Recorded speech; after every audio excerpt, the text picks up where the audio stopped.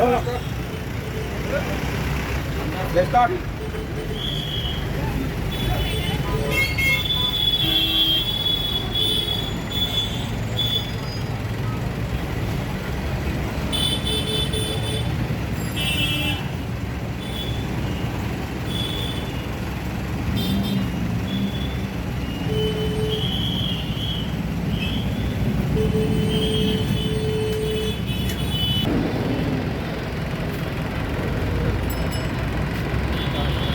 এটোৱে যেনিবা আমাৰ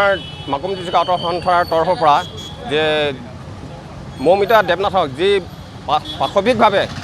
হত্যা কৰিলে সেই হত্যাকাণ্ডৰ আমাৰ উচিত ন্যায় লাগে আৰু মৌমিতা দেৱনাথৰ পৰিয়ালেও উচিত ন্যায় পাব লাগিব আৰু যিজন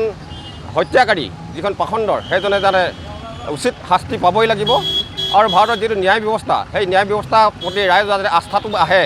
সেইকাৰণে অতি সোনকালে শীঘ্ৰে ফাষ্ট ট্ৰেক আদালতে বিচাৰ কৰি কঠোৰতম কঠোৰ শাস্তি দিয়াটো আমি মাকুম ডিষ্ট্ৰিক্ট আউটৰ সন্থাৰ তৰফৰ পৰা আমি বিচাৰিছোঁ আৰু এই চেগতে মৌমিতাৰ স্বৰ্গগামী আত্মাৰ সদগতি কামনা কৰিছোঁ আৰু তাৰ আত্মাৰ চিৰশান্তি কামনা কৰিছোঁ আমাৰ আউটৰ সন্থাৰ তৰফৰ পৰা।